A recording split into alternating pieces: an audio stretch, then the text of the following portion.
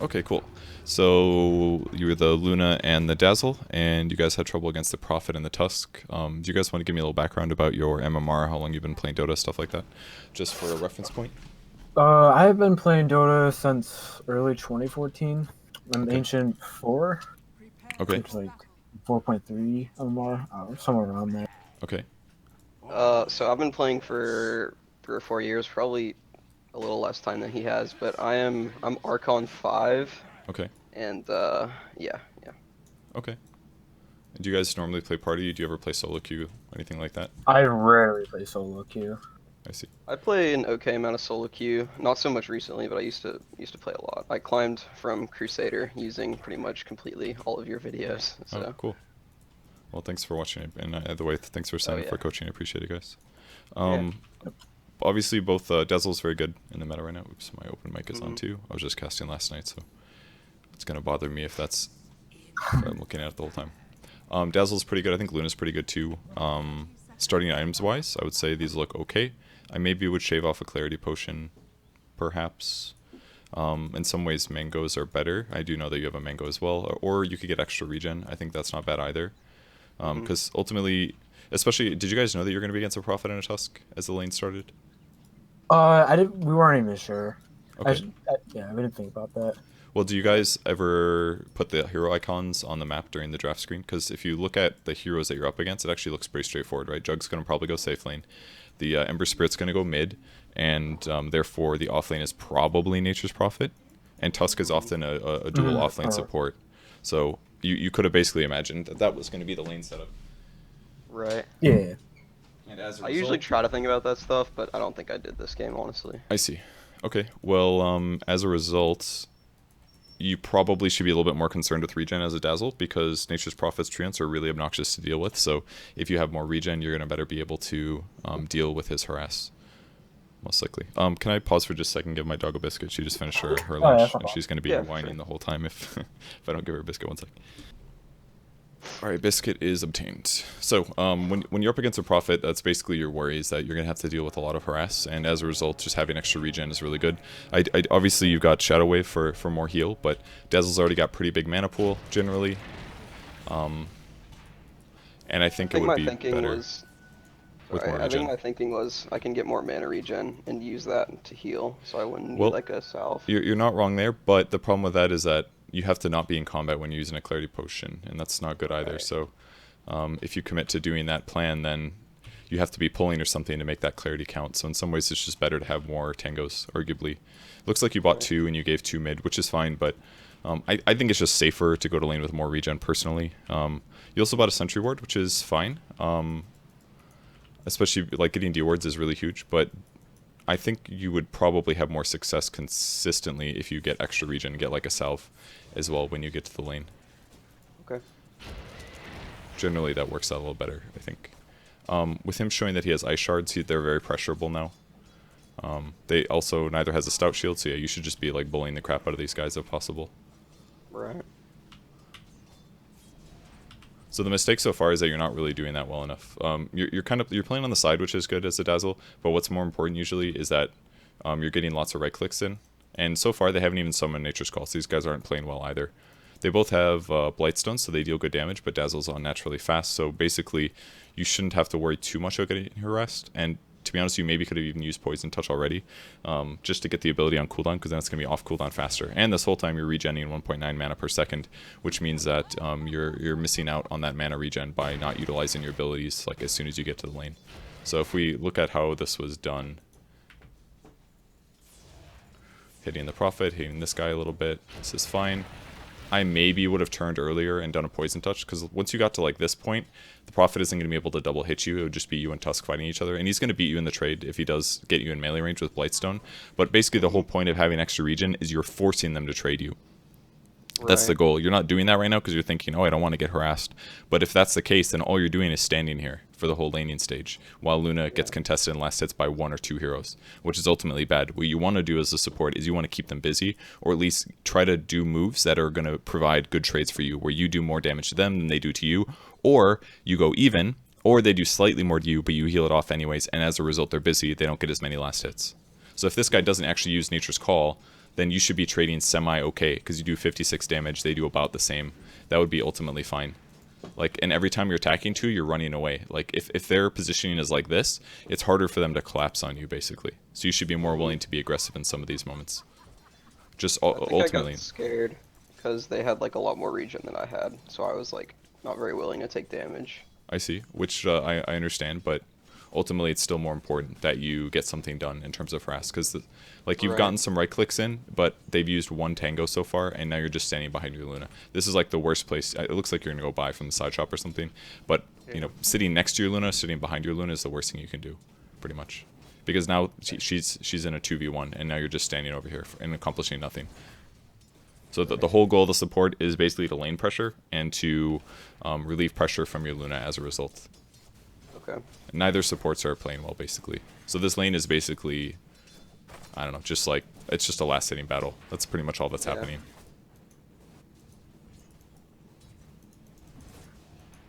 You got to deny, which is good, but either way. You could have also done a single pull here, potentially. That would also been a decent way to spend your time, or you could have stacked a camp. But effectively, you haven't really done anything yet this game. Except for a little bit right clicks. Like, this is good. You're finally using your spells. You should keep hitting him. Like, he's going to out-trade you, of course. And you end up getting killed. But that's basically because you did have your heal, but he finally got his 3rd skill. And they both started hitting you.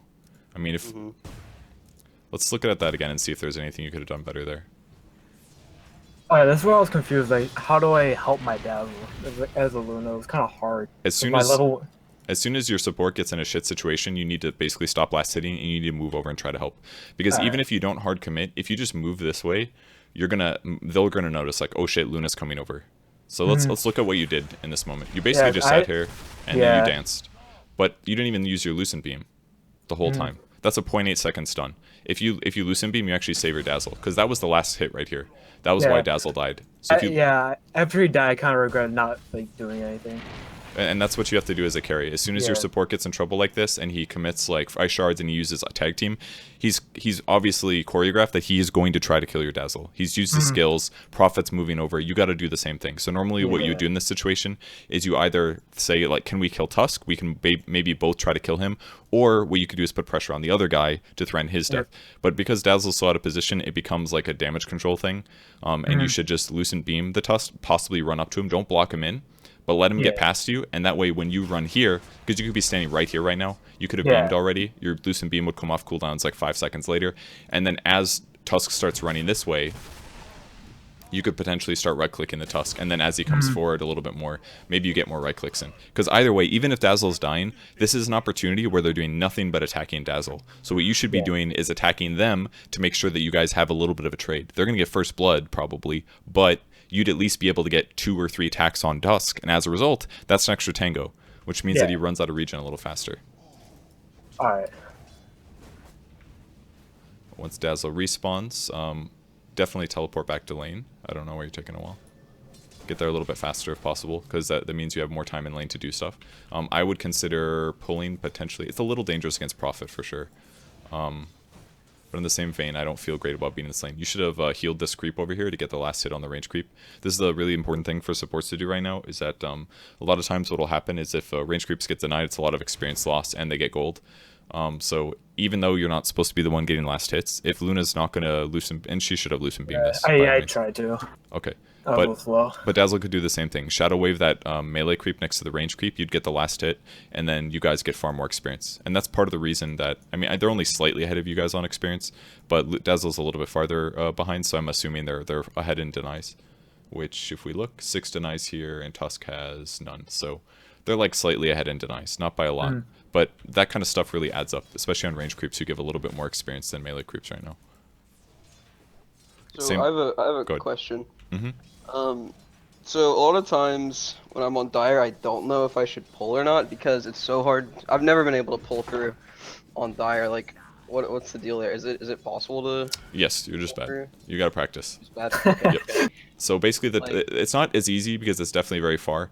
But the time that you need to pull is usually when this creep has one. There's usually 3 creeps here. Usually one creep is gonna be full health, and the second creep that's almost dead will be at like this much health or something. And that's usually when you want to start the pull. If it's the heal creep, he'll die slower because he's healing himself. So usually when it's just the heal creep left over, I'll wait till he's at like here.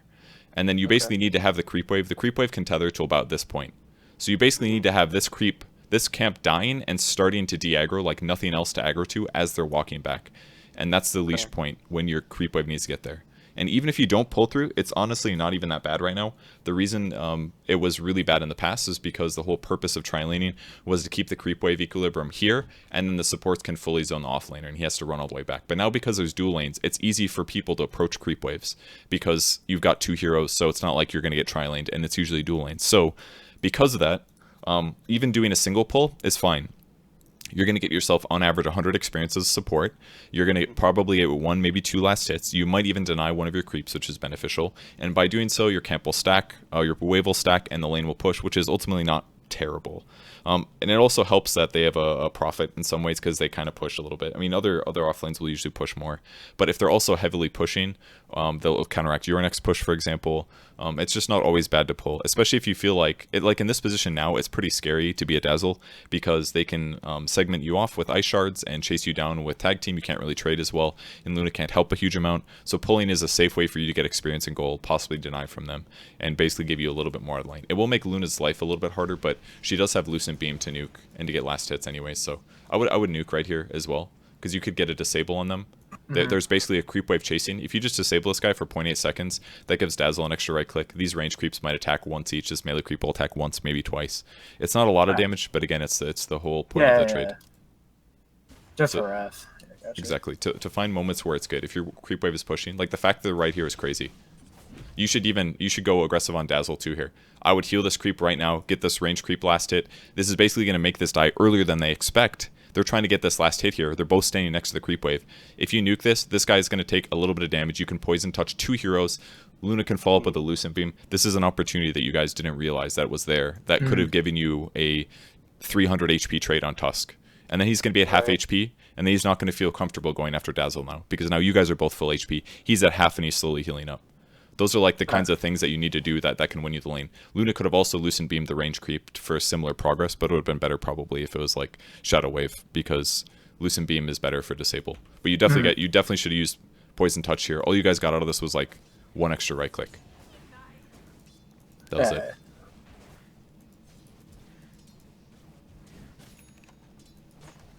In the meantime, Dazzle's still kind of dancing, not really doing anything.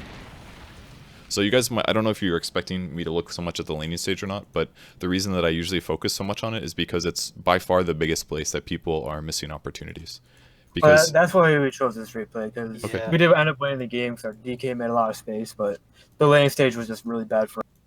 I mean, I wouldn't even say it was bad. Like, you guys didn't catastrophically lose, but not much is happening, basically. It's just very even, which isn't what you want, because there's so much more that you could have gotten out of the lane.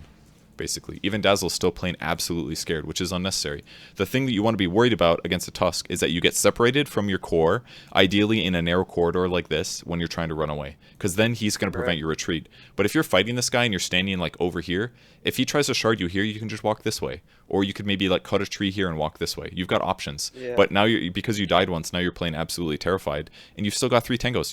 You only had 4 at the start of the game. You haven't burned any of these yet, and these guys have burned some of their regen, but again, you're not forcing things out. You haven't used either of your clarity potions either, which is basically showing that you guys haven't really used your resources. Same thing with Luna here. You're still not using Lucent Beams. I think I've seen you try to Lucent Beam like twice maybe, but you still haven't done it. Like, you could just use the damn thing once just to do 150 magic damage. Yeah. You should be pressuring the shit out of this guy. As soon as he crosses the creep wave, you guys both turn on him. 1 poison touch, 1 Lucent Beam. You still haven't, you just now Lucent Beam. You do kill him, but imagine if you guys did that as soon as he crossed the creep wave. Like, see how far he ran before you guys did anything? Yeah. Alright, we'll go normal speed. Here's normal speed. He's crossed the creep wave. You attacked him once. Like, as soon as he crosses, as soon as he gets up here, just use the poison touch right away. You're like, this guy's out of position. It's going to tell your teammate, oh, we're going to go on this guy. Cool. Like, I should have Lucent Beam immediately as well. But by the time the Tusk is already behind the Luna, you haven't even used Lucent Beam yet. You got to do that shit instantly, because it's a 6-second cooldown. You could have Lucent Beam probably twice in this fight. And even if you didn't use it as soon as he crossed the creep wave, you should still attack first, immediately cast a spell. Yeah. Because then you're maximizing your all of your damage. Oh, I see the little tree killed him. Tried to skill Grave and help him. I see. Yeah, that would have been pretty nice because he had a self. Yeah. I would have probably nuked the creep wave to get that last hit. It's okay to spend a little mana for stuff like that. So you're sitting. Look how far back you are. Yeah. What's the point of standing right here? You're not even close to within range of Prophet. If there's an opportunity, you have to walk forward like 400 units just to get in range. You should be standing like right here, or maybe sitting here and attacking him from this direction. You just want to stand away from this AoE, because you don't want to aggro creeps ideally. And if the trees run at you, that's fine. Then you can back up and adjust. But then when the trees run away, you run back again to try to get in position. But instead, you're always like doing circles over here. Maybe you're trying to set up for the bounty run, which is definitely a good thing to do. But Yeah, I think I went way too early on that, maybe. you went a little early. It's okay though, because they didn't pay attention. As a result, you're gonna get 2 bounties. So it's ultimately pretty good for you guys. This guy will find you, but that's fine. Even if you had to fight him, it's not a big deal. You can poison touch him, fight him for 3 seconds, and walk away. Probably. Still aren't pressuring this guy. He's by himself. Like, Tusk could just not be here, and you guys would never even know, because you're never even pressuring the guy. First time you've used Shadow Wave in a while, and you've only used it to heal. This spell is like primarily not about healing, to be honest. Right. It's about nuking. That's how you got to look at Shadow Wave. Yes, it's good for healing, but look at the amount of heal. It's 140 at level 4. It's pretty garbage heal, really, and it's a 14-second cooldown. So you're burning your mana just to heal this guy for a Tangle's Worth. Look at his regen. You should be using the skill to nuke a creep that a hero's standing by, or nuke a creep that they're about to think they're gonna get an easy last hit, but you heal it enough and they attack early, then you deny it. That's how you gotta abuse your abilities, and you're not doing that right now. And skill in the grave, I understand why you did it, but to criticize why it's not catastrophic but bad for you now. Now you've got the skill point sitting here that could have been a better poison touch or a better shadow wave or something that you can actually use. Not that grave isn't bad in this duel lane, because they have overwhelming damage over you guys. So if they do hard commit to one person and you buy 5 more seconds, you're probably getting a return kill. So it's actually not terrible to have grave, but again, you're not forcing fights at all. So technically grave doesn't really help you until they choose to force a fight against you. Gotcha. Still haven't gotten a pull off. So like you're scared to pull through, but you still haven't pulled at all. Like this whole game, you've done very little in this lane as Dazzle. You finally cross out a little bit. Almost lived. You grave definitely way too early. And it's not the same situation where I just like didn't use my abilities to help him at all. Yeah, that's true. Could have beamed Prophet, for example.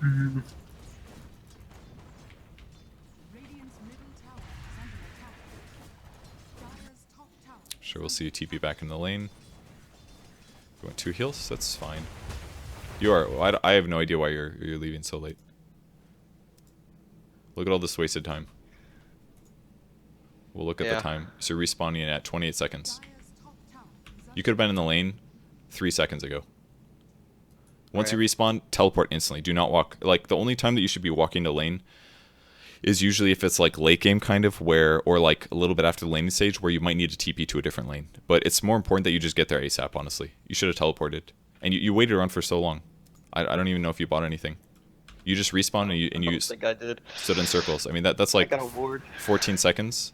And now Luna's getting dove. And now you're teleporting. And you did save his life, but you could have been there actually 20 seconds earlier. That's 20 seconds wasted time. That could have been a pull, could have been right-clicking enemies, that kind of a thing.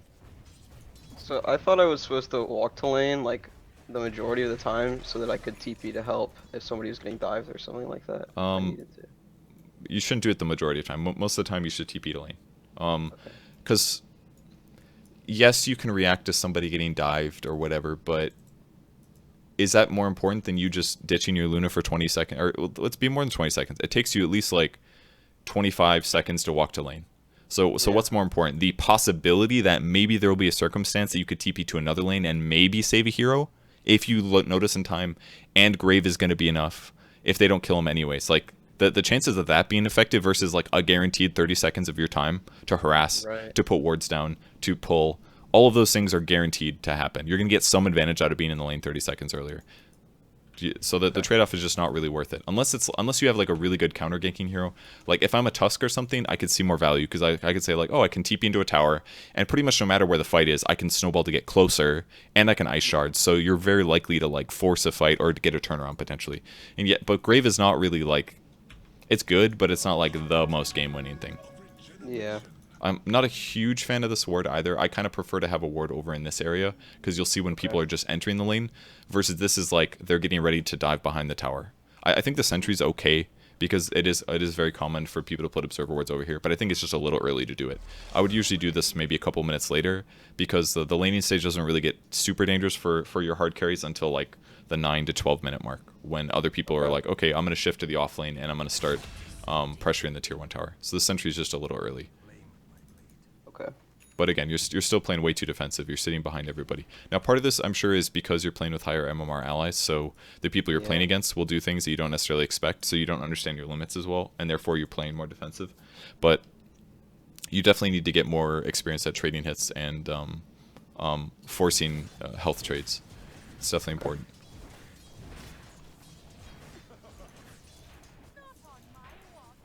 I think I've only seen you cast Poison Touch like maybe one time.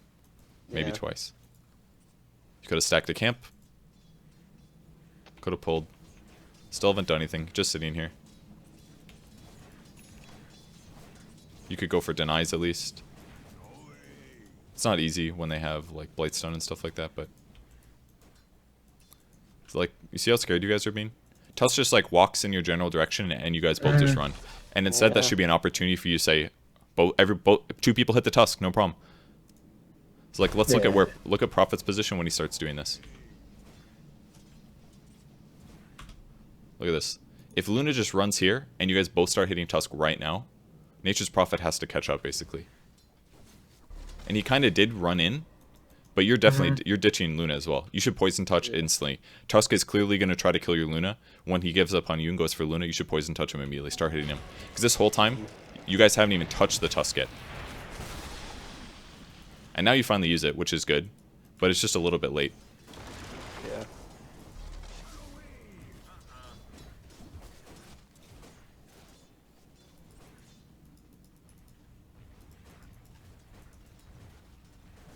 You should use Lucent Beam to pull the creep wave past. That's the most important thing to do. Oh, yeah. Yeah, this is a huge mistake, because now look how much damage your tower's going to take. Because if you don't aggro the... It's actually... The tower's pretty much fully healed.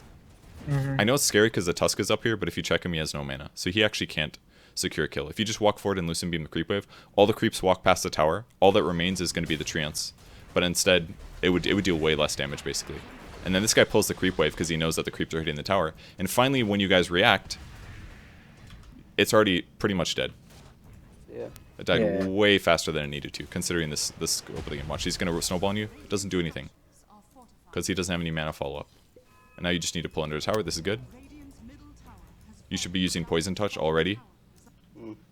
He's running after your Luna. Your Luna used a Clarity Potion. It's obvious what he's trying to do. Oh, I see you didn't have it until now. Still a little bit late. This is good, though. We'll definitely beam that man. Good. Oh, okay, good. Barely got him. Luckily, he's stupid and used in the wrong place. This grave was a mistake. You didn't need to do it. Because he had already used his ulti. Don't know why you're standing there. Yeah, I don't know. Oh, yeah, it looks like it looks like you were trying to... Okay. Maybe you're looking at your mana or something. You should grave this, or glyph it. Always glyph your tier 1s. You could use the nuke right now. Could have done damage to the Prophet. This is the part of the game usually where, as a support, especially a Dazzle... Ooh. That is so much damage. I forgot about that. That is so much damage. That one's not really your fault too much, though. I think I would have gone for the bounty as well. Maybe you should have tried to run more. I mean, he had 6 before you. Yeah, I didn't realize he had 6. I didn't look. But, I mean, you guys didn't do that much on the lane, so that's why. He just got 6 before you did. So you guys couldn't contest as well. So now what you guys should do, now you've basically super lost the safe lane. Your tier 1 tower died really early. It's going to be a little more dangerous for Luna to get last hits. This ward is now good because your tower is dead. Because that's about where the range of your hero is going to be. And let's see what you do on Dazzle at this point. You're in base, you got a chainmail. I assume you're planning to buy a mech or something? Medallion. Oh, medallion. Okay. That's fine. I maybe would get like a raindrop first or something else. Maybe like a magic stick. Some like cheaper survivability. Not the medallion is bad. It's definitely not, but I would like something else. I would actually like you guys to do a smoke right now, I think. Because Luna's got her ultimate, so you guys can go do an eclipse kill somewhere and then get back to farming. I think that's a fine thing to do, and it also helps Dazzle be safer. Like, you guys could probably kill Tusk. It might be a little hard because of Snowball, but I think it could be done. Like, make him use Snowball first, perhaps. What Dazzle should be doing is just contesting this lane. Yeah, just like this, basically. I would play safer. I guess he did kill you before, but you've got a chainmail now, so your survivability is definitely higher.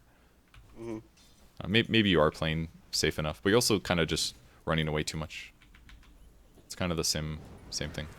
You're stacking Funly, which is good. You're TPing mid to support. Didn't really do that much, though. Like, this is one of the problems with Dazzle is, like, you don't actually gank.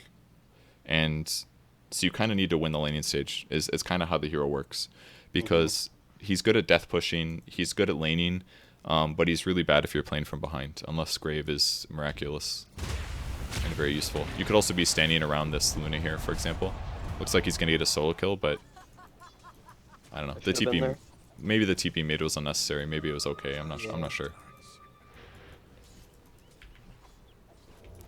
Luna's still hitting creeps, which is good. Yeah, I think my lane got a lot, or my game got a lot better after this. It was after that kill. Yeah.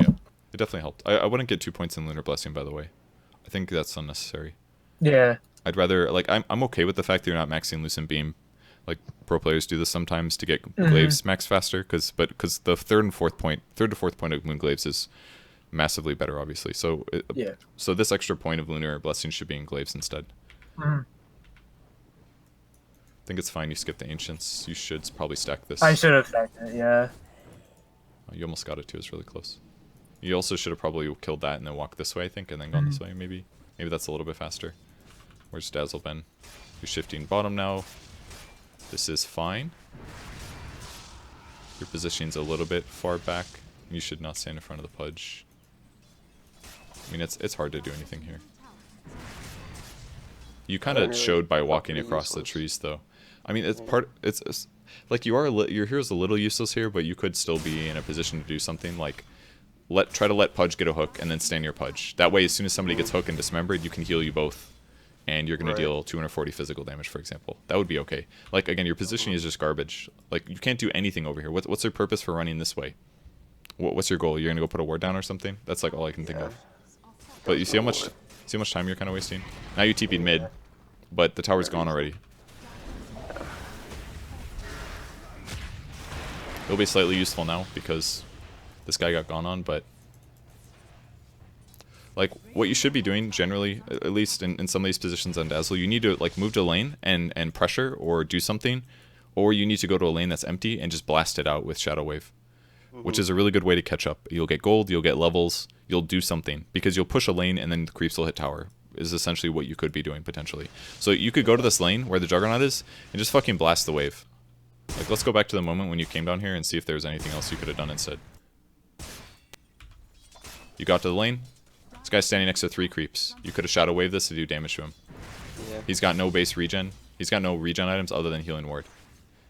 And by doing that, this creep wave takes less damage, theirs dies faster, and all of a sudden, these creeps are hitting the tower. And then there's dive potential. But right now, you've only got 3 little measly creeps going under the tower, and everyone's standing around. But you guys could easily have pushed this and dove. If you just Shadow Wave that creep wave, do a little damage to Jug, push on, start slapping a tower. You'd be hitting a tower like right now. This Jug would be sitting behind tower with like this much HP, and Lion would be sitting back there too scared.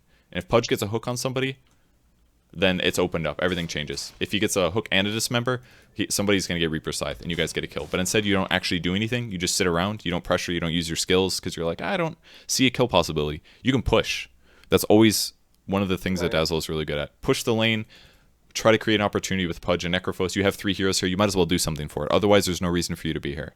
So if you're going to come to a lane and just not do anything, it's absolutely going to hurt you guys. Because then nothing's really being accomplished. And that's why you TP'd away. Because you realize, like, hey, nothing's being accomplished. This sucks. In the meantime, Luna's farming well, which is good. Lane got pushed a little bit. I would have probably came up and maybe hit this tower a little. I guess it's kind of scary. Yeah, I wasn't sure if Nature's had TP or not. I think I ended up doing it. Looks like they ended up getting a kill down here. Yeah. Yeah, here's that hook that I was talking about. They got a hook on the line. Yeah. Now they can maybe chase Jug. Now they all rotated bottom.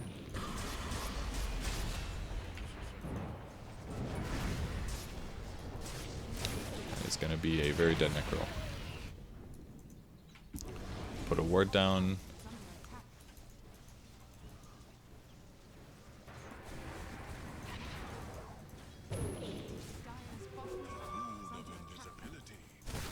It was good for you that you were silenced, because I definitely would have eclipsed there, I think. Oh god, I remember this play. I see what you mean. Yeah. Oh, you didn't Lucent Beam him again? You could have I killed him. think. Yeah.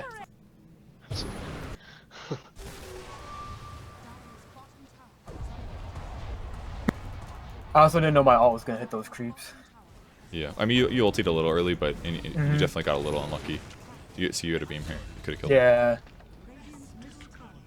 I don't blame you too much for what happened, though. I think the Eclipse was not a bad idea there. It'd be kind of funny if that extra point of Lunar Blessing was what lost you that, because you got bonus night vision. I don't think I think you would have seen them anyways, but that would have been kind of ironic. See, see how much your game has changed since the start of the game? You basically only collected a Sage's Mask and some wards in like 5 minutes. And you still only have 3 last hits. You should never have 3 last hits on a Dazzle, in my opinion. Like, you could go... Let's watch your last, like, 30 seconds and see what you've been doing. I'm sure you wish you were by the Luna, of course, but... So you were pushing mid, sitting behind the Dragonite. Okay, that was fine. I think being with him there was absolutely okay. You bought Observer Wards now. You guys got the Bounty Runes. I think that ward is fine. You've actually done pretty well the last minute or two. Another stack is good. I think sitting behind DK here is good. I would have maybe nuked that creep wave. You shouldn't have ran by the creeps, by the way, because you just showed them that you were mid. They haven't seen you for like a minute if they didn't have wards. And watch you walk right past it. Just nuke the creep wave. I mean, like the core is probably gonna get mad, or what you can do is nuke it before he uses breathe fire, because it gets shit done, you know. Like, you're standing here, fucking do something. Not flaming you, but like, if cores get upset about that sometimes, I think it's a little unnecessary, because this creep wave could be dead faster, which then means that the gold and experience that's gonna be gotten is gotten, and then you guys can go back to doing what you want. So ideally, it would be you nuke the wave first, he uses breathe fire to get all the last hits, and then you can hit the catapult and kill it really quickly, and then move on with your life. Or what you could do is wait till the creeps around the catapult, and you could use shadow wave. But instead, do you see how long the Dragonite's just like chilling here, hitting a creep wave? Yeah. This could all be faster. But either way, the place you guys should be pushing is around the tier 1 tower. That's almost always the easiest tower to kill. The fact that you got both 2 towers. Mid is wacky. But I don't know why you're running over here. You should be basically sitting behind the Necro almost instantly. Like, as soon as you got to this lane. You're graving too early. And now you're definitely going to die, unless you just outrun this guy.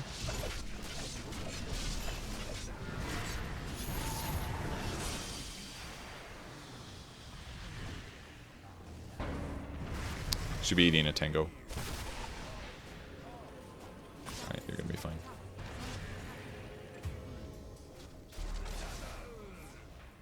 Okay, that was good. One of your cores should probably TP top. The rest of you guys should push bottom right now. I think you spent a little bit too much time hitting those trees. It was unlikely you were going to be able to get those kills. You definitely should have teleported top already, in my opinion. It's too late now, but everyone else did your job for you. Either way, tier 1 tower bottom is almost always the safest place for you guys to go. This looks fine. Item progression is okay. Hey, Purge. Yeah. Can we go to the second game? Because we're already like 40 minutes in. Oh, okay, yeah, my bad. Yeah, sure, that's no problem. Yeah, that's a good idea. Let's go to the other one.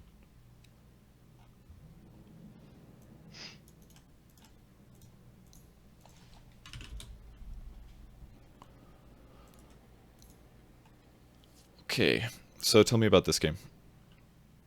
I actually forgot about the laning, but I remember this game was more like, how do we even win? Because I think at one point we were pretty far ahead, but we just like couldn't push or anything, and then we ended up just losing because which team are you guys? We're the Dire. I'm Morphling. He's playing Oracle. Yeah, he's Oracle. Okay. Similar items as last game. Yeah. Maybe it would like more regen potentially.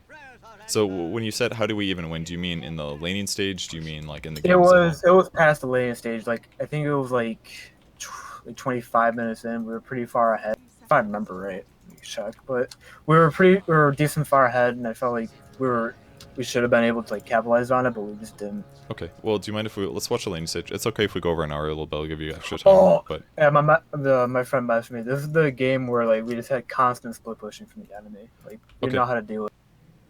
well, looking at your team, you guys you have decent split push yourself. Like you can push decently. Mirana can push. Wyvern can push really easy. Morphling can push. Tide can push. So let's just watch the laning stage first, and then we'll answer some of those later game questions. You guys definitely don't fight for the runes enough, I think. Maybe. Oh shit! I didn't mean to press that. I hate that button.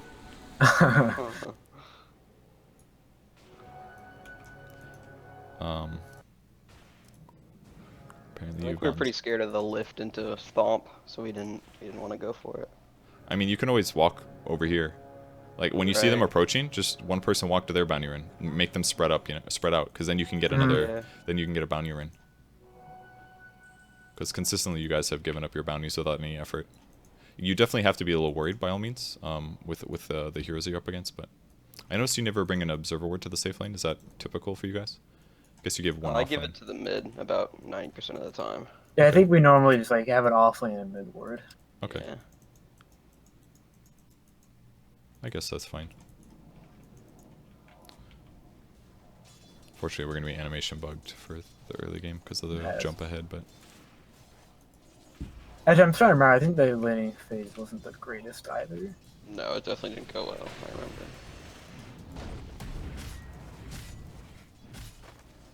Like the escape path you used, that was really good. You're basically out of regen now, though. Like, all of your tangos are going to take you to get to full HP. It's another case where I'd probably do a pull, to be honest. Morphling is slightly vulnerable, for sure. Like, a lift into right clicks is dangerous, but at least he has high armor. Because, like, you're not going to be able to out-harass a Centaur who has a stout shield and 2 sets of regen. Rubik also has 2 sets of tangos and a salve, and you're fighting him with just four tangos. Like, if I were you, definitely skip the Ironwood branch. Maybe skip the Mango if you can, just to have more regen at the start of the game. And again, the Sentry ended up not being useful at all. They didn't have an Observer Ward in this lane, so you keep committing 100 gold over here for the hopes that you're going to get a D Ward, but it doesn't seem like people are consistently buying one. And a salve would completely change your laning stage in a better way. Mm-hmm.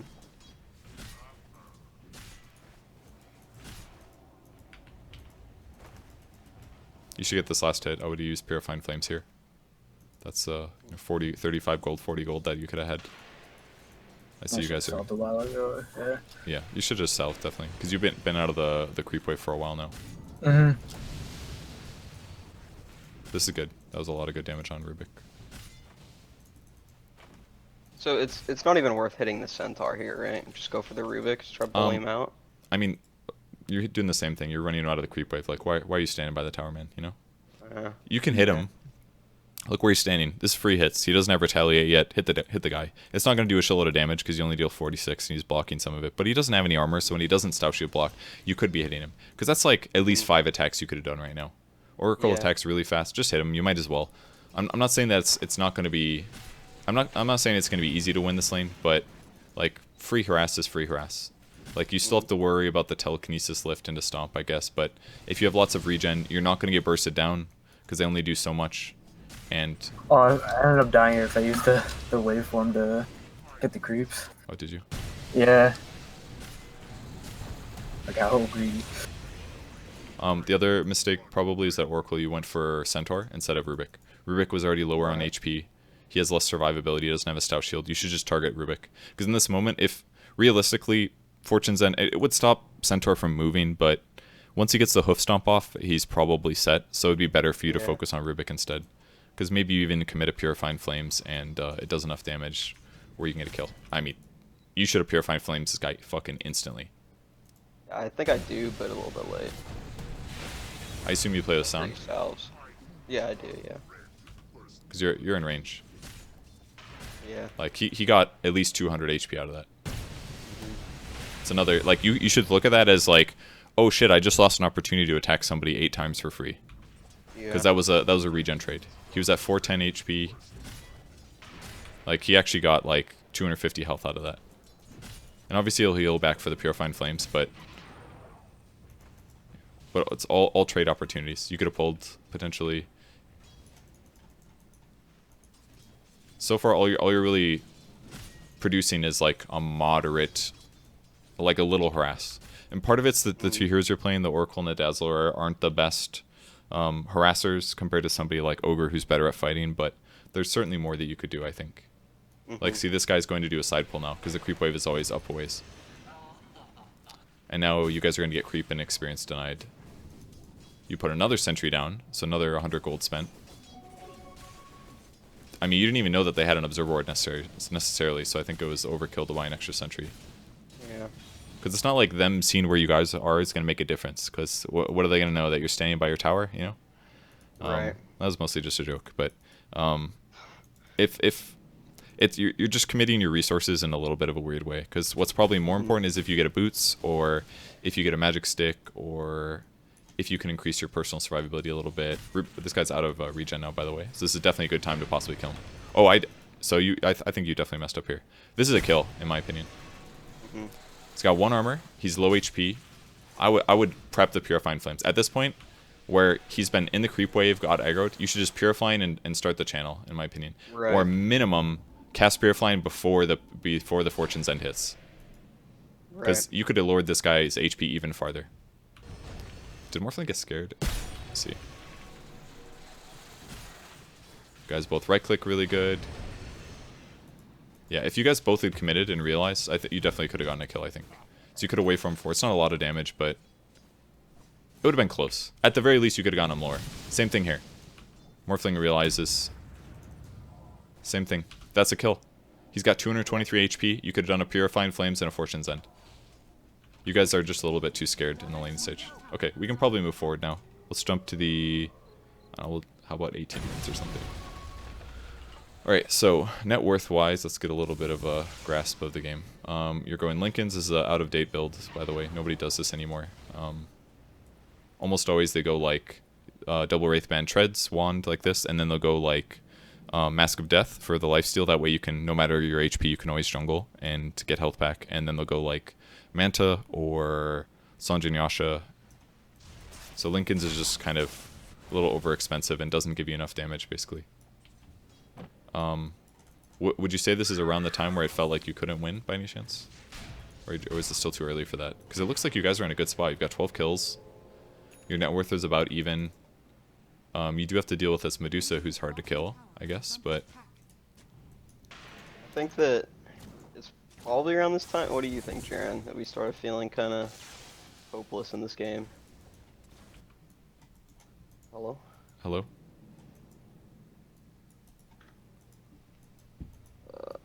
Can't hear you, Jaren.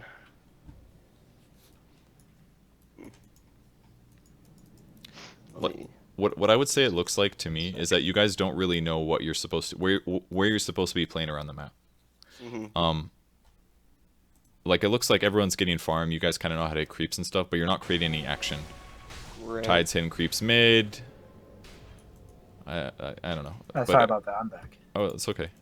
Seems like you guys were jungling a little bit. This is the tower. The fact that this tower is untouched and nobody's in position is crazy. It's 20 minutes in. This is always the first tactic play that everyone does. And this has been figured out for at least like a year and a half maybe. That the safe lane tower is always the easiest one to take. Because it's easy to invade the jungle. There's tons of paths that you can take to dive and pressure. This should always be done. So what you guys... Go ahead. I was getting my Lincolns from the side shop. Or the figure shop, I remember. Which is, I just mean that it's 18 minutes in, and this tower hasn't been touched once by you guys. What you could do is, we've got Ravage. We can rotate Morana over. We can sit the 2 supports behind while Morphling is off hitting creeps or pushing a lane of his own. You can pressure this tower, and then you can force potentially a team fight, and you can potentially win it with a mech and a Ravage.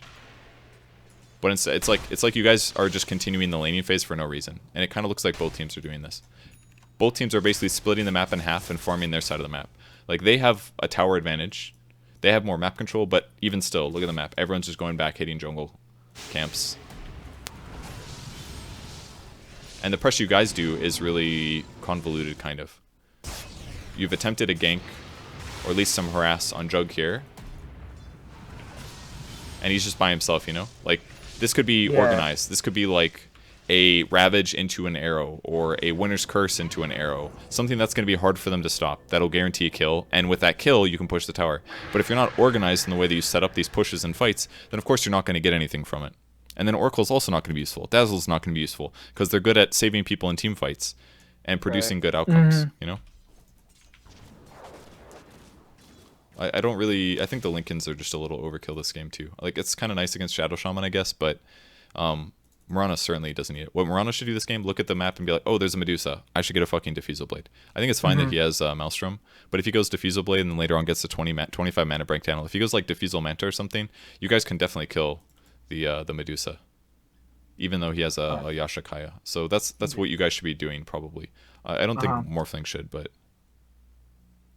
You could also turn into Medusa and steal mana with his snake, too. Would be another good thing.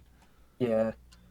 I wasn't sure if I should have gone Diffusal or not in this game. Probably not, I'm guessing. I mean, nobody ever buys it on Morphling, so I assume that it's bad, essentially.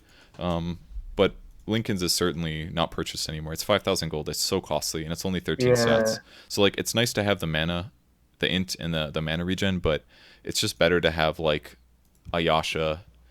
I mean, maybe Manta Diffusal is not terrible, to be honest. It could be okay this game because of the Medusa, but I'm guessing it's probably not. It's probably better just to build standard and make sure that you can, like, out DPS Jug, for example. But again, you guys aren't really doing anything on the map. You're just, like, you kind of have your ways to farm down, but nobody's moving. Like, Tide hasn't TP'd yet. It's just a lack of direction, basically. Everybody kind of knows how to farm, but you don't know how to set tempo. And that should be done by pushing lanes. Like, look, 3 heroes standing here. Look at this shit. Look at all this free gold. This is 200 gold right here. And nobody's moving for it. Either any of you guys could have this. This guy could have his build finish, you know? We were going for runes, I believe. Which, that's fair, but it just feels like this kind of thing is happening a lot, you know? Like, it should all just push the lanes super fast. Should always be your goal. Creep wave is dead. You're kind of sitting here. You should be moving up right now and getting a ward down offensively because you're like, oh, we're pushing the lane. We're going to try to take the tower. Let's see if we can see heroes. That'd be something you can do. But you're basically playing the game like, I'm going to sit behind people and use false promise when they need it. But you should be setting up ahead of time. And most times you actually want your supports to be ahead. So for example, if Morphling's pushing the lane, enemy team sees him because there's creeps there. So what you should be doing is sitting next to him, but a little bit farther forward. Like if Morphling's here, you should be standing right here. Because when somebody does come to gank Morphling, they're not just going to run straight at him. They're going to TP back here, they're going to sneak around, and they're going to approach this way from the trees. Which means that if you're standing here, you'll see them, and then both of you will realize, oh shit, they're trying to gank me, and they'll realize, oh shit, there's somebody covering the Morphling.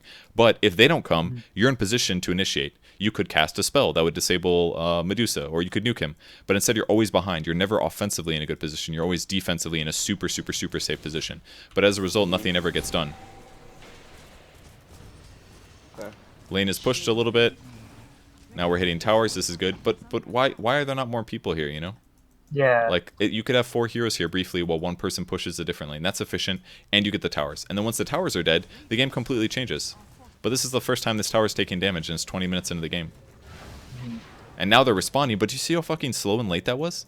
If you had 4 heroes in this lane, this shit would be dead. Yeah. Or you could have maybe gotten a kill on the Medusa, because you would have used Fortune's End for 2.5 seconds, and then Mirana lands a baller 5-second arrow because it's easy as hell. Because he's immobilized for 2.5 seconds. Like, there's so many ways to make stuff happen. You just have to get slightly creative. Like, how can we make this kill? Or say, like, okay, well, this is where the map is going to get played, obviously, because we know that we should be pushing this tower. So once in a while, when we have a big ultimate, like Eclipse or maybe Morph, you can rotate the lane with enough heroes, pressure it, or Tide Ravage, ideally. Rotate to the lane, prep for the tower kill. But because you guys didn't get a kill, you basically revealed that you're here. You didn't get a kill when you revealed that you were here. And then you didn't have enough heroes to take the tower rapidly with your success. But if you get a hero kill, I guarantee nobody fucking TPs. Tower's dead. This guy went to TP, this guy probably went to TP like 15 seconds later when the tower's already dying and Medusa's already dead. They're not going to feel comfortable about fighting. Medusa probably had to say something. So if you just like that's what basically all that comes down to ganking and setting tempo is you need to arrive somewhere surprisingly with more heroes, and you need to kill somebody really quickly as soon as they realize that you're there, because you're letting them know, like, oh, we're starting the gank, we killed them. And now you're like, oh, okay, we're hitting the tower with 4 heroes. Go ahead, try to show up. Try to defend. And even if they do, you've already got an observer ward down here or over here. So you'll see them coming if they do come in. And then if they do try to defend, you'll be ready to collapse with maybe even more heroes. And then as soon as you start turning these kills into objectives, the game actually sets tempo and stuff happens. But instead, everyone's just fucking hitting creeps and buying items that don't actually do that much. Spending 5,000 gold on a Lincolns to stop like maybe one double edge or something like that. And now, because you guys did a lazy initiation with less heroes, they over-rotated, and now they're trying to get a kill with a blink stun. It wasn't successful because they did it in a stupid way. And now look at all the TPs. This is how you... Like, everything's just so fucking reactionary, basically. You guys are all doing lazy moves and bad moves, and you're just TP reacting and saying, like, oh, there's a team fight here. You guys can make a team fight with a smoke and good play, basically. But all that's happening is this, like, crappy team play shit. This isn't teamwork. They fucking know you guys are all here now, because they saw you all teleport. So you used to smoke, yeah, but they know you're there, so they're probably just going to run away. Look at this shit. They're just gone. Like, you got the luck. You got a really good arrow because you had an observer ward, but it took a lot for that to happen. And now you're looking on the map like, oh shit, they're doing stuff other places. That's because like they didn't over TP. They've just been pushing lanes in the meantime. So now you're just countered. So this is why this is probably like the split push moment where you guys are like, oh, this sucks, man. We're not doing so well. That's because you probably stood around. We've been watching this replay for 4 minutes. You guys basically stood around for 4 minutes hitting jungle creeps, kind of just doing whatever. Then you did a kind of a shitty rotation that allowed them to outmaneuver you with more rotations. Then you teleported your whole fucking team in a bad moment where you weren't going to be able to get a kill because everybody was already disengaged. And yeah, you got a kill, but now you ran 4 heroes in the jungle and they're split pushing in the meantime. And because you all teleported, now this tower's dead, now this tower's dead. They basically just beat you with efficient movement. But if you had been efficient in the first place, rotating enough heroes into the lane to pressure, you would have gotten a kill, gotten a tower, you wouldn't have lost any wave control, you could have still had like 1 or 2 heroes on the map somewhere pushing their own lanes, and they would have been more flexible. But instead you kind of just lost everything. All you got was a centaur kill in a tier 1 tower that should have been dead for 10 minutes already. And now you're thinking like, oh shit, they're split pushing us, now we have to run across the map and try to get kills. But that's if you don't have the right heroes for that, that doesn't always work very well either. What's better is if you have good gank heroes, absolutely this is fine. But you're working with like a Winter Wyvern or an Oracle. It's not going to be really easy to kill Jug because no matter what your setup is, he can just lanes and then do some maneuvers occasionally. Like send somebody top, like get this guy to your jungle by all means, but then send somebody top to push it. And instead you're going to put all this effort to chase this guy when it's pretty hard. You could do it with like an arrow, I guess. It's close. That was like the only way you could get the kill. But do you see how much time you guys are wasting? There's creeps over here hitting your tower. Nobody's getting farm in the meantime. You spent a big ultimate to try to get a kill, but it wasn't very well coordinated.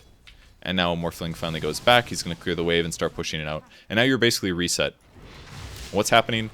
We're jungling on neutral camps in a moderately slow way, which I guess is maybe fine because there's nothing else to do, but now he'll go bottom to deal with this split push. Basically what they're doing better than you guys is they're just pushing lanes and being efficient.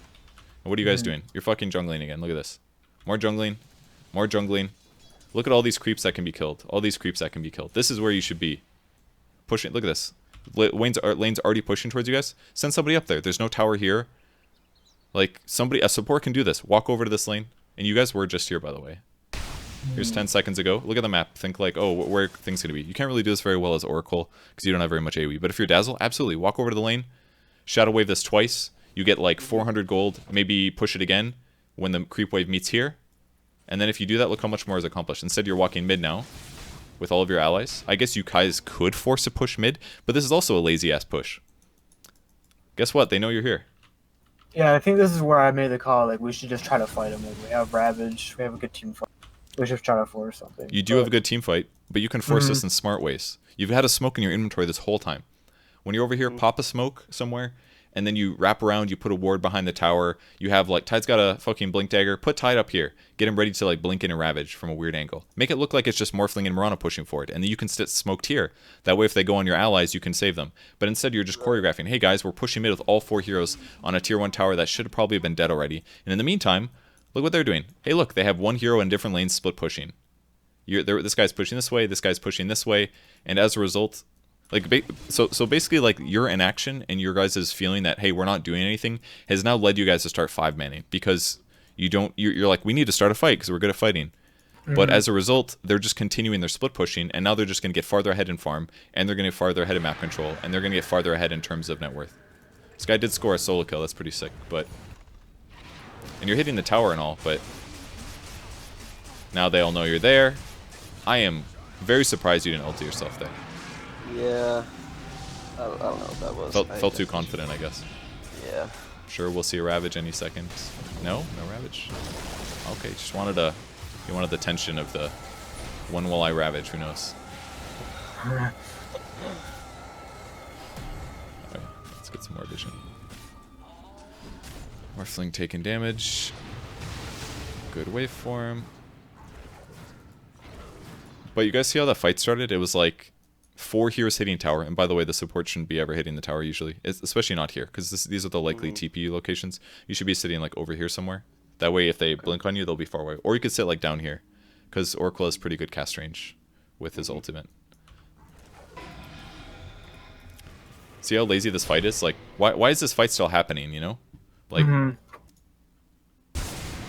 Yeah, I'm all strength. I can't really do that much in this team fight anymore. But yeah, but exactly. You guys are all super low. You've used Ravage. Tide has no mana. Just fucking leave. Like, everyone just needs to run away. This guy showing up is okay, but as soon as this arrow misses, and you guys don't have a follow-up for Ascent, everybody should walk away right now. There's no way to stay. There's no reason to stay. Cooldowns are blown. Your HP is low. Why are they walking in? They're also wasting their time. Like, I get he wanted to steal a spell, but why is Medusa walking up? Medusa could be hitting creeps right now. Like, why'd this guy leap in? What's the point? Like, to kill a support? I don't know. It's kind of worked out for you guys, but this is just like a really... Like, neither of the teams should have engaged to this. There's no reason it should have. It's working out kind of because you're just playing better than they are in this small engagement, but it's just not likely that it's going to be a fight. So it's like you just have to read... If you guys just backed up and spread out right now and then went to push lanes... It's probably not bad for you as long as you do the movements later. Like if you just disengage here, everyone go heals, or everyone like runs to a shrine and uses it, gets healed. One person teleports top to push out top. They get like 3 creep waves minimum, maybe a neutral camp on the way.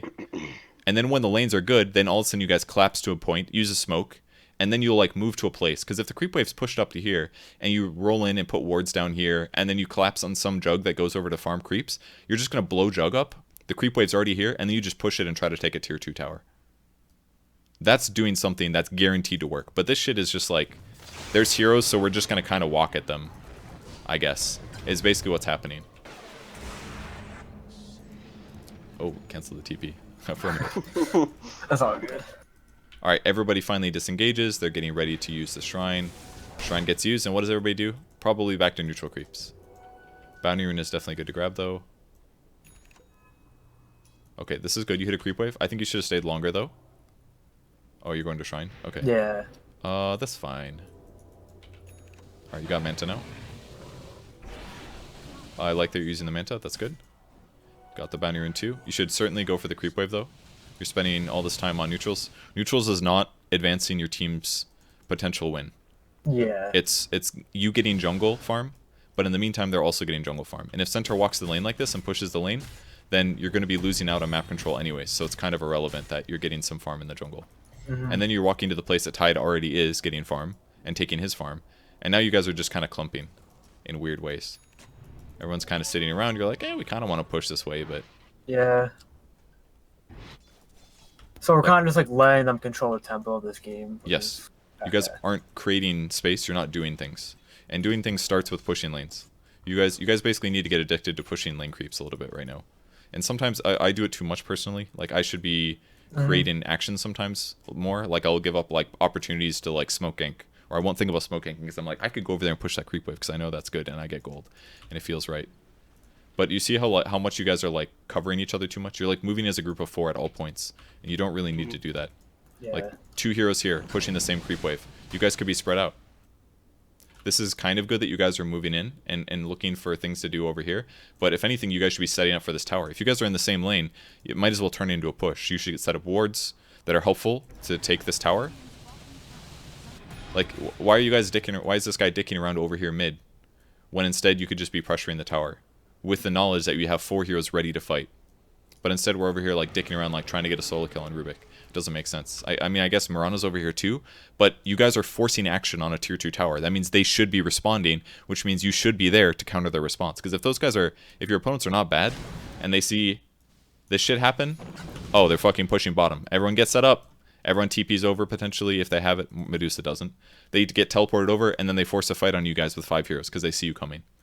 But they didn't do that because they're bad also, so you guys don't get punished and you don't learn from it. But that's what happened. You guys just like left thinking like, we see a hero mid, let's go there, I guess. But it should all be about like objectives and having more heroes in an advantage when you take team fights. This ward's okay, but you could have got there faster. Just run over here, put a ward down, run back. Let this guy die. Like, he doesn't need to be covered effectively. And in the meantime, Medusa's been pushing top, so even still, they're still getting more than you. Like, if they wanted to, they could come hit this tower. As soon as you guys got this tier 2 tower, you should back right away. Your objective is done. Yeah, I guess you didn't delay that bad at all. But you guys are just kind of like chasing people around the map in inefficient ways. And you don't have the heroes for it. You don't have gank heroes, you don't have Shadowblade heroes. You don't even have stuns, really, outside of Winter's Curse into Arrow. Now he's buying Diffusal Blade.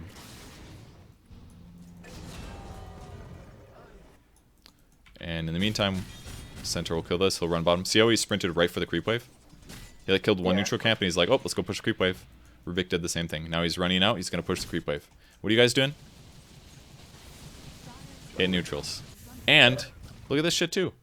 You guys have 3 people jungling and the top creep wave isn't even pushed out. You guys should be terrified right now that they're going to go high ground. Because you're like, oh shit.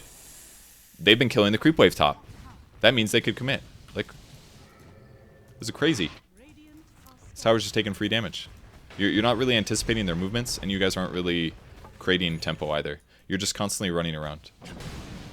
Like, if you just watch the minimap for a while. Yeah, we're all just kind of like, yeah. You see a hero and you're crossing the map. Oh look, we see a hero mid. Everyone go over, and you're like, oh shit, here's Roshan. I guess we Rosh. That's not good either. Yeah. Smoke, get a kill, then take Rosh. It's okay now that you're setting up wards, and you guys were smoked, I think, initially, opening to this, but it's a lot of the same stuff.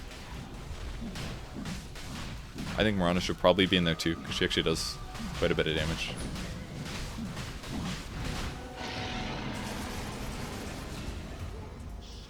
It's like the fight, other than for Oracle, looks like it went well. I think I got juggled there. Yeah, that's what it sounded like. Alright, everybody's alive. Pushing out lanes, this is good. Winter Wyvern's doing the right thing here.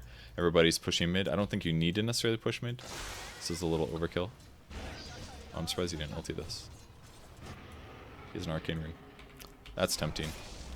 Alright, and in the meantime, what happened? You guys got an Aegis, and then you're just kind of pushing mid. But you don't have your Winter Wyvern. He went back to defend because he needed to. Oracle's dead. Why are you guys pushing? There's a tier 2 here, I guess, but it's about equal on enemies. It just seems a little weird. And now Tide's backing up. You guys should be gone already. Yeah, this is, yeah.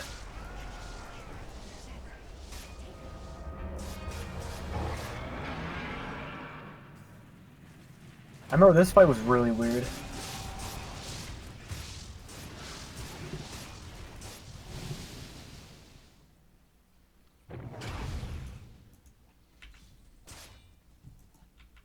Aegis lost basically for for a low benefit. You guys aren't coordinating. You're just not on the same page about doing stuff. So where should you guys go right now on this map? I would say probably down mid because all the lanes are pushed out. Down where? Besides maybe bottom, down mid.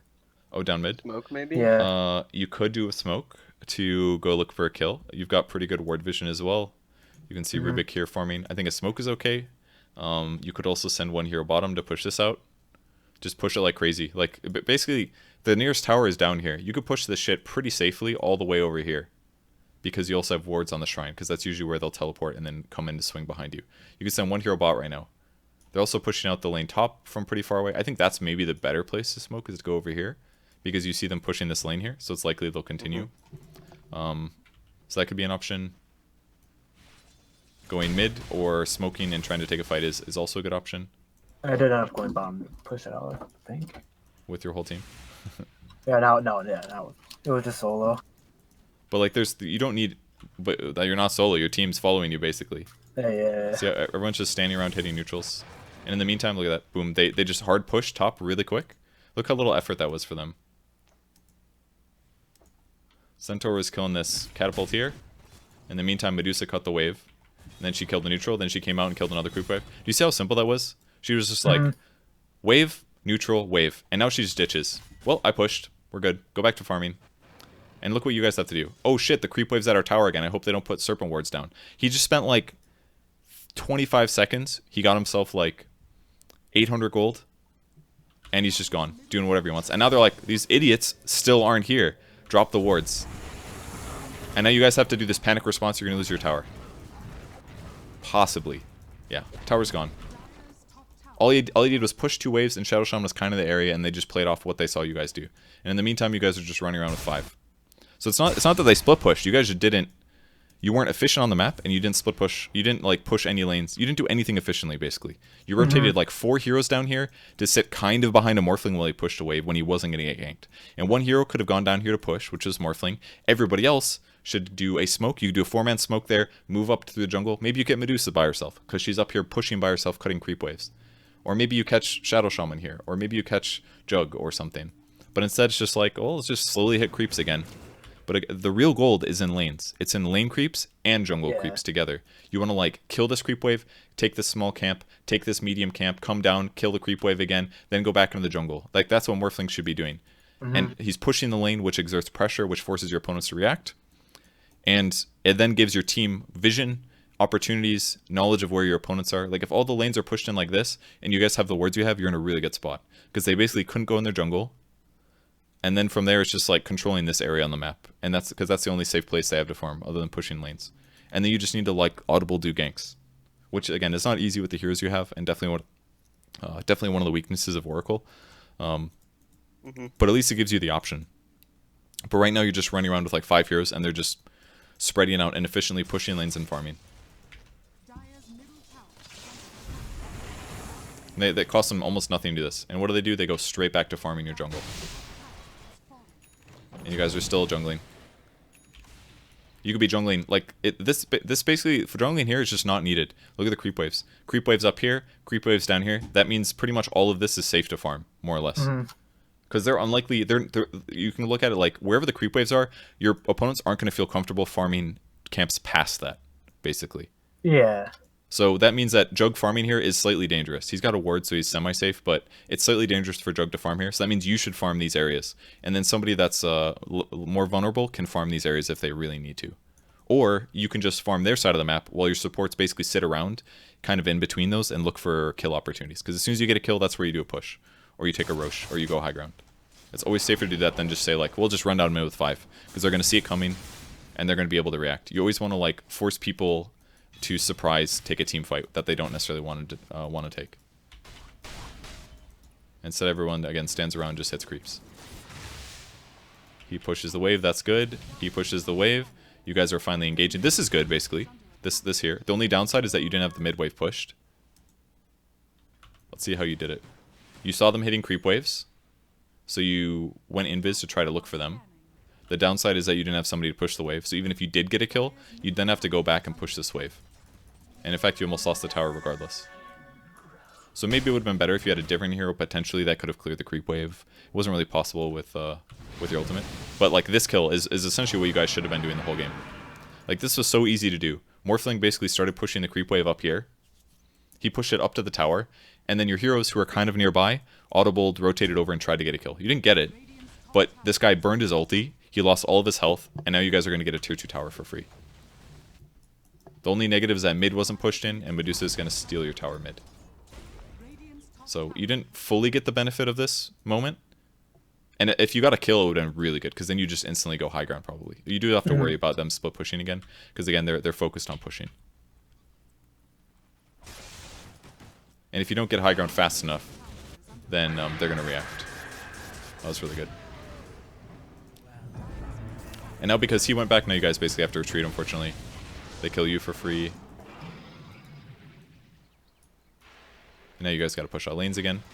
This is where it really sucks to be Oracle. I hate playing supports in games like this, where you're like, well, time to push a lane, but you can't do it, you know? Yeah. This guy went for bounties, which is good. Then he goes over the creep wave, which is good. I don't know why he's so good. Do you think that, like, in situations like these, where I need to do a lot of pushing lanes and stuff, is Meteor Hammer an okay buy on support similar to that? I don't know if I'd want to buy it on Oracle, but that's part of the reason that I probably buy a Meteor Hammer on Undying like 50% of the time at least, because he's incapable of pushing. But if you buy Meteor Hammer, It gives you HP, it gives you regen, and then all of a sudden you can one-shot creep waves. It's incredible. Yeah. It like changes your hero, because now in moments like that, you can just go bottom meteor hammer it. I don't think it's generally good to buy it on a hero like Oracle because it doesn't quite fit him as well. I might buy it on other. I don't know if there's other supports that I buy it on sometimes. Undyne's definitely the one that I buy it on the most. But lack of AoE is definitely a big hindrance in moments like this, because it does prevent your ability to push the lane. Yeah. I didn't see how this fight started either. Let me see. I guess somebody just got caught. Of course, it started in the jungle. Jug kind of, Tide here just kind of blinked into a Omni Slash. Rana is going to die. He's dead. And this is where we kind of just started getting rolled over. This game's got real tough after I died and Tide used Ravage. Yeah. But I mean, it's already been like 36 minutes of non-action. They're not that far ahead of you, to be honest. Like, you guys easily could still win the game from this position. It's just, you're not really reacting very well. And it's hard to kill Medusa at this point. She's got a lot of items. This is a nice reward. Almost a good Winter's Curse. He got the right hero, but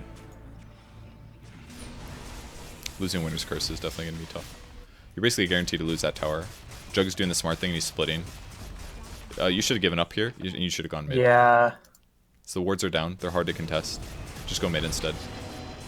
While this like one hero gets a free tower. He essentially accomplished equal things as what 4 heroes did.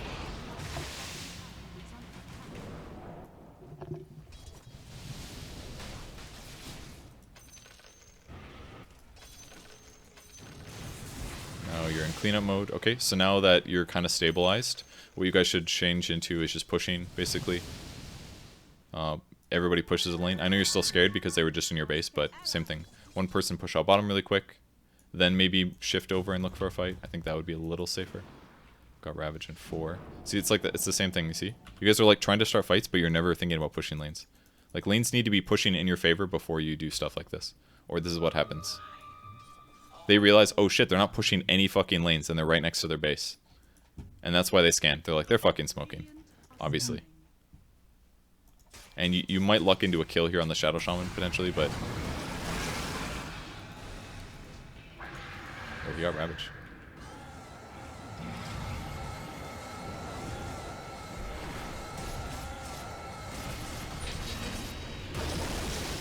Nice, you got a Omni Slash off. Yeah. Fortunately, Mirana dies because she doesn't have a BKB. She has the Lincolns. Everyone's gonna die anyways. So, and that fight was just kind of bad because part of it is that you just don't have good initiation. Outside of Ravage, you guys have shit initiation. Tide also kind of just ravaged 2 cores. Oh, this is also pretty much everything went bad. This is pretty catastrophic.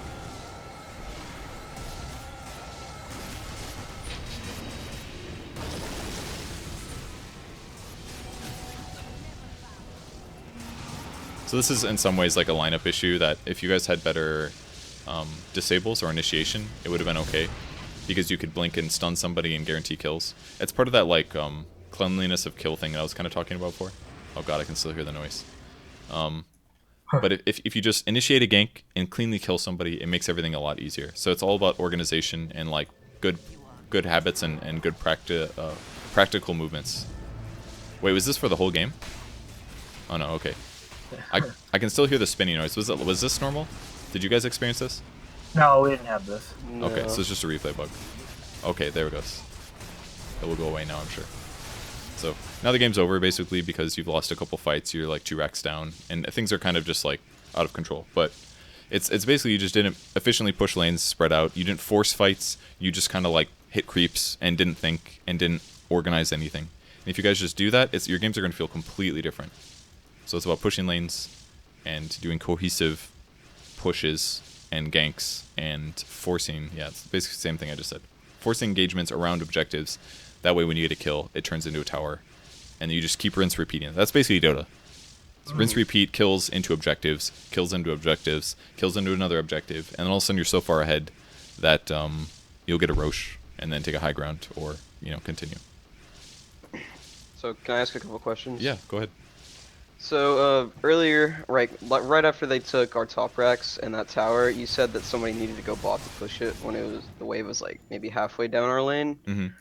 So I don't really understand why it's not scary to go and do that, because we don't know where they are and that kind of thing, and I would definitely feel afraid to walk all the way down there and do that. Do you remember which moment by any chance? It was when the Shadow Shaman solo snakes are top 2 or 3. Okay. Well, let me go back and try to find the moment. So I was thinking about when they took all of our racks top, when they like finished off there. Oh, okay. Oh, yeah. Yeah. And then Jug was just hitting the tower mid after that happened. So I kind of have some like mental states where I think like, okay, this is where we are in the game, back to normal. Like, because essentially that was like activating or operating as normal once they finished the racks. It's actually like way in the future. It's probably like here or something. That was... Okay, so it was basically right before this. Okay, so we're gonna wait for your heroes to respawn. There's the fight. Here's them taking the tower, kind of. Got some damage. They kind of just walked away. Okay, we're back to normal. We're reset. The objective that they're pressuring is dead. You can clear the wards. That's fine. Everybody's alive. You don't have your spells. They don't have their spells. That's not really true. They pretty much have everything. But what you do know is that they are leaving the base. You can see that with your wards. And one place they're not going to be right now is down here. It's fucking impossible for them to be there unless they have BOTs. So even if they do have BOTs, them getting here really fast is super, super unlikely. And if some shit starts, your team could always TP to the shrine potentially and then shift over to fight. So even if they wanted to get here instantly, it's super unlikely. So somebody should instantly start pushing. Like, why is Tide leaving this? Look at this shit. 6 creeps right here on the same screen as him. And he's like, and he was thinking about going over here to kill wards. He should just get into his, like, he knows this lane is coming. You know, we play Dota. There's another creep wave coming. We know that. Just realize that. Like, hit the creep wave and then push the next creep wave. Because if you just kill what's immediately visually available, then you're not actually pushing. You're just, like, slightly stabilizing the lane. Maybe not. But now look at this. He's got 2 creep waves. It's definitely pushing. But imagine if he keeps going and kills another one. It's probably safe. Like, we don't have vision, but I guarantee there's no hero in this area. Maybe not guarantee, but it's unlikely. See, look. Nobody's there. It's only been like 30 seconds. What happens after they take an objective is they're also going to go back to normal mode. Oh shit, we just got a Rax. We're doing great, guys. Alright, spread out and farm. And look what they did. They cleared your whole jungle. This guy cleared the other part of the jungle. This guy just ditched it because he's going to try to get to his items or clear some other part of the jungle. This Rubik moved somewhere else. And this guy TP'd to the other side of the map so that he could clear jungles where they're empty too. Because that's what happens in downtimes. Everybody just spreads out and farms.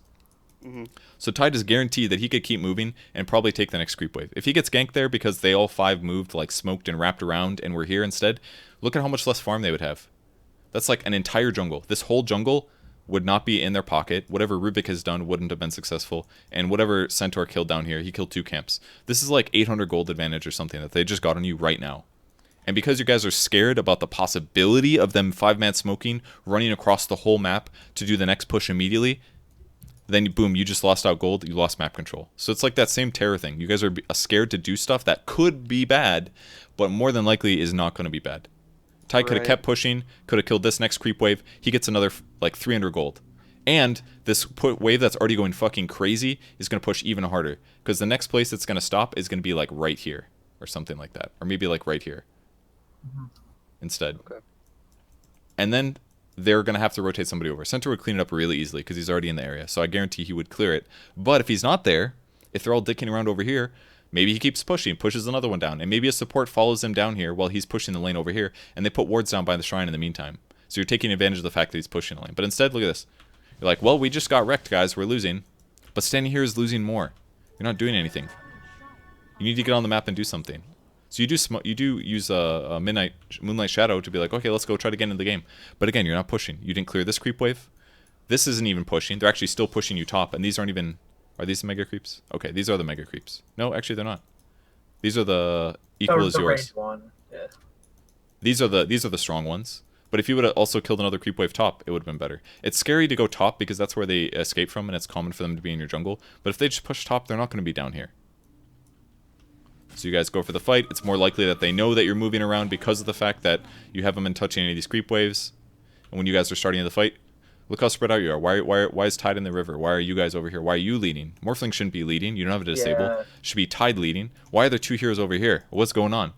If you guys are all 5 together and Tide's leading and he spots the Shadow Shaman dies fucking instantly. Everybody initiates at the right time.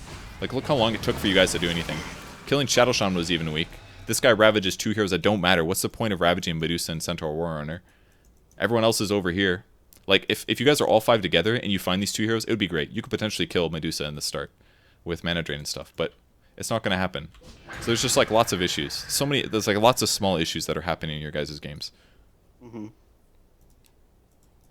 Like, you're never going to win this team fight because you're so spread out and you're not coordinated. Tide ravages random people. If you just get clean in your guys' fights, then everything will go better because your opponents are likely going to play bad too. But if you play better than them, then you're more likely to win fights. So it's all like habits and like feelings and like knowing that it's okay to push 2 waves or that it's good to push this wave. Because even if this fight went incredible, it didn't matter because the creeps are over here.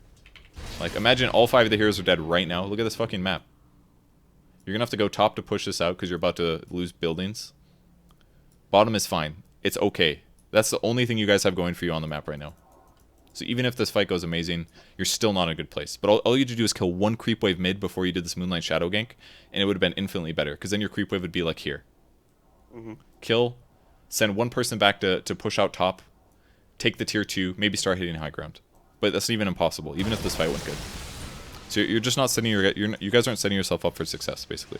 That's the problem. Right. Okay. Makes sense. I have one more question too. Sure. So this is more about the laning phase, but so I was just thinking about like doing single pulls and stuff. So I used to think about pulls as something that you do to reset the lane equilibrium. So like, is the point of a single pull just to get me XP and like? Yep. That's it? It's basically to get, you can get experience. It's 100 experience on average for a small camp. You can get a little bit of gold. It can also mess with the enemy a little bit. They might not realize, and all of a sudden the creep wave's under tower, and then your carry's getting last hits under tower. You have to be careful that they won't be able to dive him, ideally. But if your carry has good base damage, which you're buying the right items, so you should be able to get last hits under tower, then that would mean that you can gain gold under the tower and experience safely instead of being contested and denied. And then also when the creep wave does stack up, then you have a double wave, or at least more than 1 wave. And that means that if your opponents fight you, you have more creeps than they do, which means you're more likely to get kill. Like, do you remember that time when it was like 2 heroes and there was like 1 range creep almost dead and your creep waves were pushing?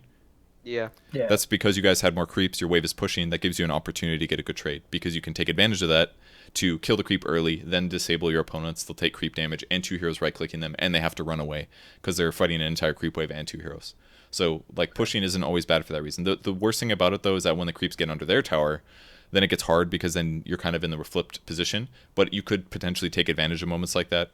Or just think like, okay, well, even if, like, I get advantage under the tower and they get the same when it pushes, we're still getting the pull and an advantage. And in the meantime, if they're pushed all the way over here, that helps you for grabbing bounty runes. It helps you for putting wards down. It helps you for stacking camps. You basically have full reign for that period of time. So it can be kind of nice, too. But it's generally better to pull, especially if your wave is pushing. You should go back and pull instantly, and definitely pull through if you can. If you can just practice the pull throughs. Go into a custom lobby, and load into the game, and just spawn creeps. You can type spawn neutrals. If you type this command with cheats on, the neutrals will all spawn. You can type start game to make it go faster. Type that with cheats on, the game will start, the creeps will spawn, you can start your pulling. Just ignore the fact that your tower is dying to creeps while you're pulling, and just keep practicing the pulling. Just do this a little bit, and it'll improve your game a lot. Just practice until you can get it down, and learn, like, try to figure out why it's missing. Oh, why was I late that time? Okay, pulled a little early, I can tell the creeps had too much health. Or maybe one of your melee creeps died right away, because the ghost camp does a lot of damage, and because of that, they dealt less damage to the neutrals than they normally do, and therefore, you didn't think about that, and you pulled too early. There's lots of stuff like that happens too. So just figure it out, and then once you do have all these opportunities to pull, it's going to really screw your opponent, because then you're going to deny a whole creep wave of experience, and your carry is still going to get more. Then you'll get a level advantage, then you can abuse that when you actually do fight later. Maybe you can get boots earlier, things like that. It all adds up. Okay. I will do that. Okay. Any other questions before I go? I don't have any. We need to pay you. How do we do that? You can just pay me on PayPal, purgegamers@gmail.com. Is it cool if we give you 75, 2 different accounts? Yeah, doesn't matter at all. It's all the same Okay. once it gets in. Awesome. Well, thank you. Yeah, no Thank problem. you very much. Thanks for signing up, guys. I appreciate it. Yeah. Oh, Alright. where can we get the video? From I'll this? send you a YouTube link to this Discord call, and then you guys can access it as long as you have the link. It shouldn't be ready for a couple hours because I'll have to upload it, but and then it has to process. But it'll definitely be ready by the end of the night. Okay. All right. All right. Cool. Thank you Thanks a lot, very guys. much. No problem. Have a good day. Bye. You too. Take it easy.